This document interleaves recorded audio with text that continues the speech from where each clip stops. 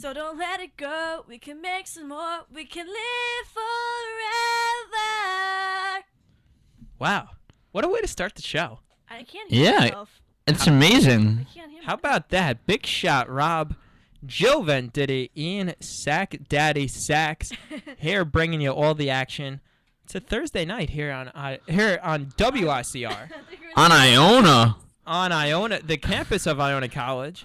Rocking the campus. Rocking the With a big campus silver pin. old school way. Rocking the rock ages. No. No, that I wasn't can't cool. hear myself. Aw. I don't know why. Why can't I Can you hear myself? us? I can hear you guys. Oh, not me. beautiful. Well, you don't have to hear yourself. Okay. We're the only important ones Okay, for you to hear. Thanks. Well, wait. If you need to hear yourself, that means you don't know what you're saying. I mean, there's a lot of times where I don't know what I'm saying, Ooh. so that's a serious problem. Burn. Burn, baby, burn. It's a disco inferno. So what are we talking about today, Ian? What's some great updates? I for don't know if tonight? you've heard, but there are 2 championships that reside in New Rochelle. Lit boy. Yeah, we're going dancing. We are dancing. We are dancing, and I mean, I'm still dancing. I got the moves going. I'm like, Woohoo! Everybody, big shot, Rob, showing everyone up the dance moves. Rob, please. Ladies, You he's might- got some moves. and he's single. So, And he's looking for a formal date. I'll So, be a formal date. I volunteer to tribute. I'll be formal. what would Mario say? He'd be fine. The question is, what would I say? I don't know. What would you say, Mr. Robert, Mr. Ian Robert, trying to use my name on a door today? Trying to use your name. Excuse me, Rob, but that's my name, and everyone knows that middle names are more important. So, yeah. I don't have a middle name. Aw, you know what? That's what Homework- makes the 3 of us different. Homework for the next time that we hit the air. Find Jill a middle name. I have a confirmation name, though. Yeah, and it is Christina. Jillian Christina. So, it goes, oh, that's so your name goes Jill blank Christina Venditti. Mm-hmm. Cool. Thanks for pronouncing the last name JCV. correctly. JCV. I think that's a first for me. It might be, because everyone pronounces Venditti. I'm like, no, there's an I, not an E. Well, going back to our Gales, guys. our Gales. Sorry, I go on a rant sometimes. The but yeah. Gales. We have Gales. Sunday, Selection Sunday. and Selection Monday. Lit boy. Oh, we definitely do. And I mean, right now we have a bunch of conference tournaments going on right now, and we had yesterday where ESPN's projecting Texas A&M versus Iona. Today I'm here in West Virginia versus Iona. So I wonder who we're gonna get and where we're gonna land. I don't put any stock in predictions and projected brackets. I look at it for seedings, Mhm. but I don't look at it for matchups. Mhm. Because I look at it for seedings because it gives you a good idea of what, all the bracketologists, Joe and Artie, especially are predicting Andy Katz, what they're predicting for how the selection committee is going to where the selection committee is going to put certain teams. Mhm. But matchups just seem so hard to predict that I think that's why you should look at that in terms of trying to figure out roughly what seed a team will be, but not who they're going to match up against. Because so what if they get every single seed right, but but no matchups right? So like you can't really. I say go off of projected matchups. I say go off of projected seeds. Mhm. They're predicting Iona as a 14 seed. Excuse me. Mhm. In the men, that is. And I'm actually happy about that. I'd rather be 14 or 13 rather than be in the 15 or 16 seed and having to take on the number 1 right away. Yeah. Taking on Kansas because 16. Like you see, here's the thing. Mhm. The higher the seed you get, the more likely you are to win your first round game. Mhm. But if you're one of the low seeds, like the lowest seeds, like 15, 16, Mhm. that's pretty cool because you're going up against. Yes, the odds of you winning the game are smaller, Mhm. but you get to match up against the number 1, number 2, number 3 team in the nation, and I think that's like got to be a thrill. Except if you're Holy Cross right now and you're 14-19 going into the big dance. Well, they are going to be a 16 seed in the play-in game. They're probably going to win the play-in game because that's just the way that things happen. Like the year the Seahawks went 7-9 and had a home playoff game and won. But I think that they're obviously going to be a 16 seed in the play-in game, with the winner of the play-in game playing the overall number 1 seed. Likely, as of now, I'd say the overall number 1 is going to be Kansas, provided they win the Big 12 tournament. Oh, most definitely, since they've been holding it. Number 1 last year? No, Kentucky was. Kentucky was undefeated entering the tournament. Yeah, no, the 1 seeds last year were Kentucky, Virginia, Duke, and Wisconsin. No, I think Wisconsin was a 2 last year. Wisconsin was a 2. Yeah. Arizona. Because last year Duke won, right? Yeah, Arizona. Arizona was the one. Yeah. Yeah. And this March Madness tournament, very unpredictable. There's no team that, I mean, we could say even years before, very unpredictable. You never know what could happen on a given day. But this day, there has not been a team that's remained in that number 1 through 5 seeds. Everybody's been moving around each week. Agreed. The team that I like the most and am the most confident is going to get to the Final Four at this point right now is Michigan State. Mm-hmm. You do not bet against Tom Izzo. They're going to be a top 1 or 2 seed. Mm-hmm. And Denzel Valentine and just that whole Spartan team, I really like them. As of net, if I was filling out the bracket today, of course, I'd have to see, who they'd match up with and everything. But if I had to fill the bracket out right now, I think I'd put Michigan State as national champs. I'm taking Iona. That's all I have to say. That's the dream, but I'm not too sure about that one. It's because of Tim Klose. Greatest offensive mind. Nah, he is. You know what? We got to give it to him. He's had some great offenses, but this year his defense, if we look at the second half of Iona's year, really stepped up. Something you really haven't seen in the Tim Klose era, in the 6-year era. It's amazing. Agreed. I believe they averaged holding their opponents to about 69 points over the final 13 games of the season. That's what you want to see, especially a team that's able to put up 70 to 80 on a given night. A minimum 70. Mm-hmm. Like, if this team doesn't hit upper 70s, it's a disappointment. I mean, you got to give it to one thing I always say. We go back to that last game versus Manhattan. Not the last game of the year, the second last game of the year at Manhattan. What did I say, Ian? I said Jordan Washington. If the kid does not get in foul trouble, he does some damage, and he's going to be very helpful in getting them on a big run. What does the kid do? He puts up a double-double in the championship versus Monmouth, and we see how effective he can be. The thing that impressed me the most about Washington in the championship game was his composure. We're talking the biggest game of the season against probably your biggest rival all season. You can argue Manhattan, but I'd say this specific season, Iona Monmouth was a bigger rivalry than Iona Manhattan. Oh yeah. Arguably, but I would say that. And after the way that the 2 regular season meetings were so emotional, so highly contested, so it seemed like everyone was on edge every second, like something might happen. The way that Washington is an excitable character, is an excitable player, nonetheless, and his composure, he did not get into it at all in the game. There was never any moment where I thought to myself, Washington better watch out here, because he displayed himself with so much composure. Oh, he most definitely did. It's not like what we saw versus Manhattan, Ian, where we would see it was like a shoving match going on that second and last game. And, we were speaking about on the side, you can't get like that in the games. Yes, we understand it's a physical game, but you got to control the emotions. You control the emotions, you're going to be able to succeed to that next level. Put up the numbers that you want to put up and that you're able to put up. Because this kid, not for nothing, he's a great defender. And he's a great rebounder, something Iona's been missing out on. And this kid is a double-double machine when he's on foul trouble. Agreed. There was an article on SB Nation about Iona heading into the tournament, and it said this team is very dangerous, and it talked about Washington, and he's top 5 in the nation.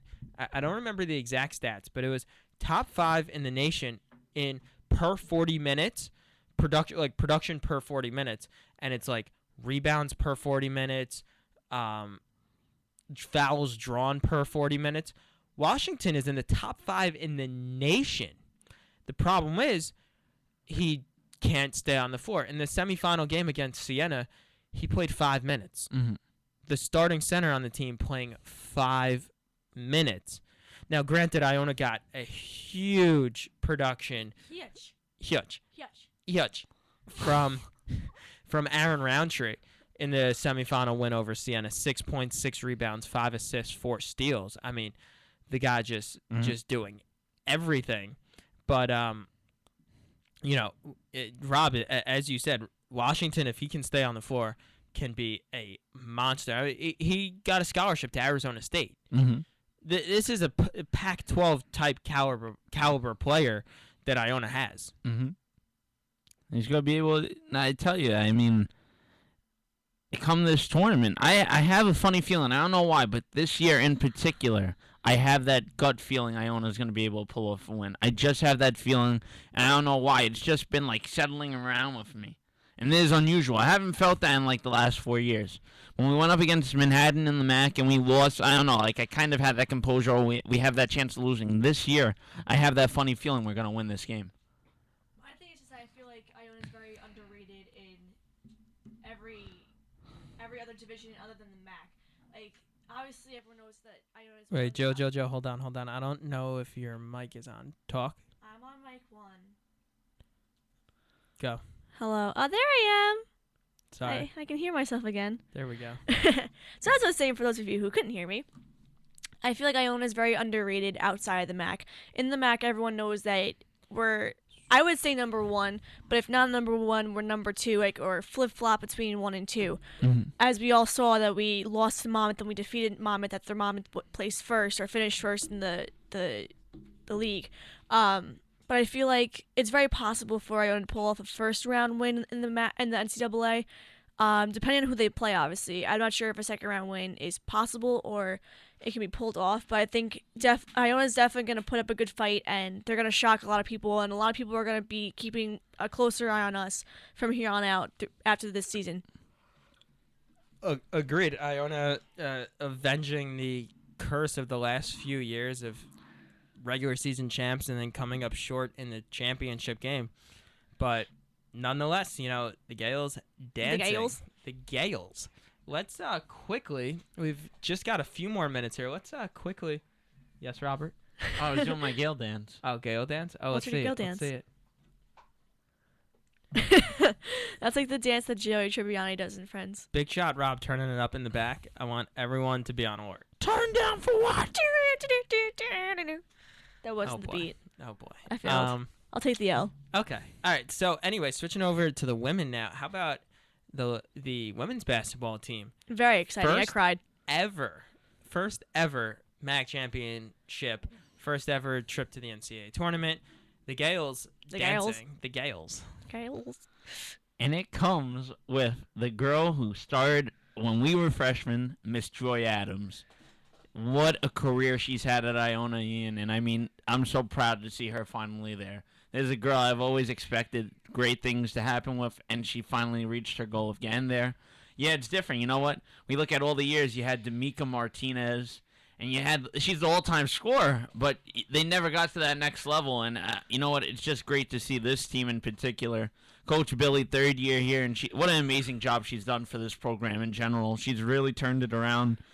And, I mean, we look at it, winning the MAAC championship. They go against Quinnipiac. They lose the regular season title game to them to end the year at home. And you come in, and it's that David versus Goliath matchup. And what happens in that matchup? David comes back. David does not lose to the Goliath machine. What's impressed me the most about this season is, Rob, you said it, no D'Amica Martinez, but I think that losing D'Amica Martinez was actually a good thing, because Iona ran its offense through D'Amica. It was pretty simple. You stop D'Amica, you stop Iona. Mhm. That was it. This year's team is so much more balanced offensively. Anyone can step up on a given night. You see the point guard, Marina Lizarazu, leading the team in scoring in the MAAC tournament and being named most outstanding player. She's a point guard. She broke Iona's single season assist record last year. Now she's scoring the ball. Of course, you have Joy Adams cleaning up down low everything. Corinda Dupree's offensive game has come a long way. And then you have to look at the freshmen who played big minutes for Iona the entire season. And even in the championship tournament, Alexis Lewis and Triana Clay both providing big sparks for Iona. In the championship game, they combined for 14 points. Iona wins by 16. Mhm. Those two freshmen are the difference right there. And the defensive job that Coach Godsey has done for Iona in the MAAC tournament, limiting their three opponents under 60 points every single game, holding Quinnipiac to 41 in the championship. And going back to what you said, one final thing here from me, and then I'll let Jill talk. One final thing is the night of the regular season finale when we lost to Quinnipiac by 16. We lost to them by 16, and then 8 days later we beat them by 16, a 32-point turnaround. I was talking to my brother about it and saying, disappointing game. I really thought we had a chance to get the 1 seed, get the regular season championship, and it just didn't happen. I said, but you know what? I think this is a blessing in disguise. I said, if Quinnipiac takes 2 out of 3 meetings from Iona this season, they've already got their 2. Then it's our time. I said it that night, and I was like, we meet Quinnipiac in the championship. I think we're going to win. Mm-hmm. And then 8 days later, we did. Well put, Ian Sack, Daddy Master Flex. I completely agree with you. I think them losing the title game was the blessing in disguise, and it was the driving force behind their playoff push, behind the tournament push. I think that the new face of the franchise and the new face of the team, however you want to phrase it, I think the new face is going to be Alexis Lewis.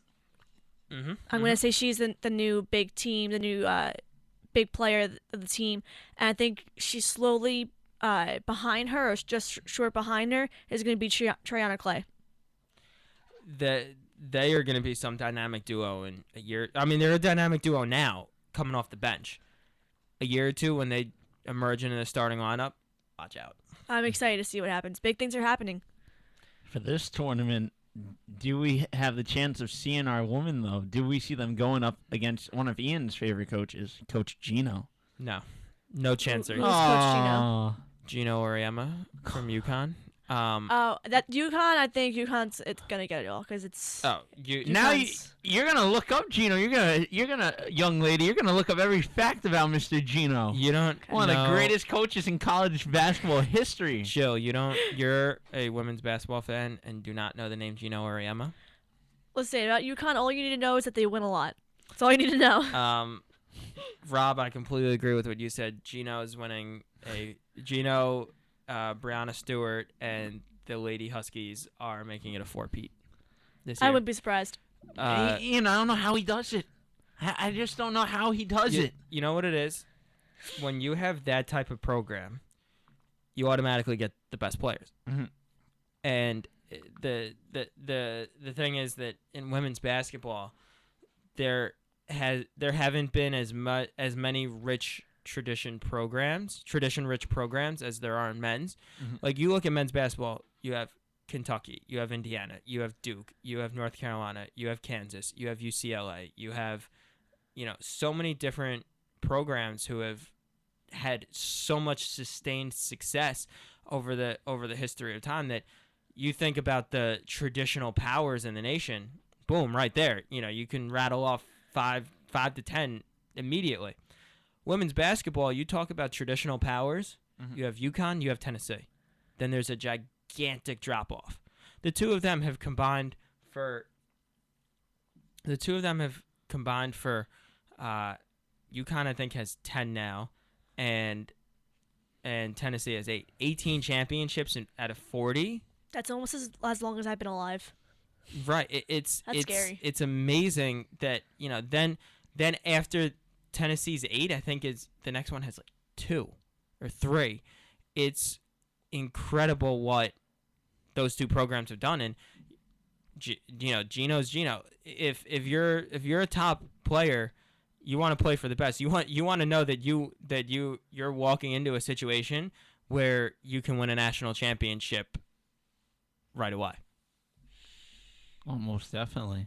I mean, God knows how many he's going to end up with. The guy, I just look at it. Tarasi leaves. Charles leaves. Maya Moore leaves. I mean, they play there 4 years. They all leave. And he always finds somebody new to take over, and his teams still win by 20 to 30 plus. 20 to 30? Their average margin of victory is like 45. That's really scary. It's like my dad doesn't like them because they're that much heads and tails above everyone.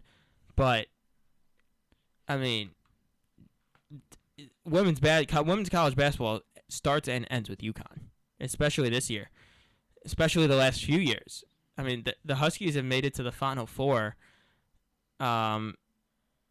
starting in 2008. Every single year. It's the longest streak in history. Mm-hmm. This Husky team, or this era, is John Wooden. It's UCLA teams. Mm-hmm. It's exactly what John Wooden did, and it's incredible. Well, most definitely is. I mean, I think right now Gino should hire me as an assistant. I think I should be trained, because if he trains me, guys, I'm looking at it now. If I start coaching at 30 years old as a head coach, I might have the chance to win 25 championships by the time I'm 60 years old. Gino, hire me. I think I have a better chance of being higher than you, Rob. What? Only because I'm a female. He wants to hire me, Jill. Okay, Rob. Okay, Bobbeth. I think we should send both of your applications to Storrs, Connecticut. I mean, I wouldn't mind working for UConn. That'd be. It's not far away. I mean, I was a bookkeeper for grammar school basketball. Ooh, So was I. ooh. From the 6th grade up until last year.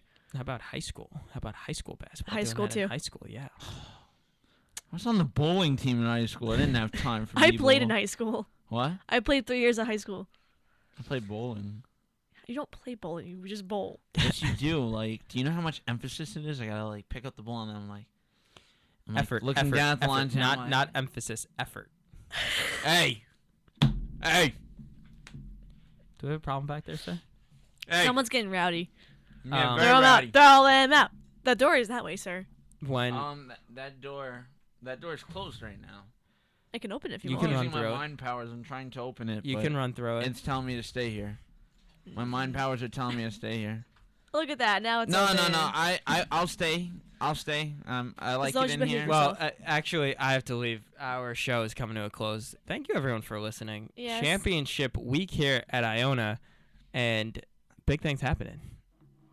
So absolutely. this has been the Triangle of Misfits. We are not going to be back on either the next 2 weeks because the college is closed both of those Thursdays. Yes, and So I we- will be in Poland. We will see you lovely Gales. Okay, I'll Well, check your emails Have a happy St. for Patty's the Day. details. yeah, I'm going to look in the mirror for my emails and all the details. I'll draw the reflection for you. Thank you. We will catch you guys on the flip side. Have See ya a later. good one, everyone. Let's go dancing. Peace out, Cub Scouts. WIC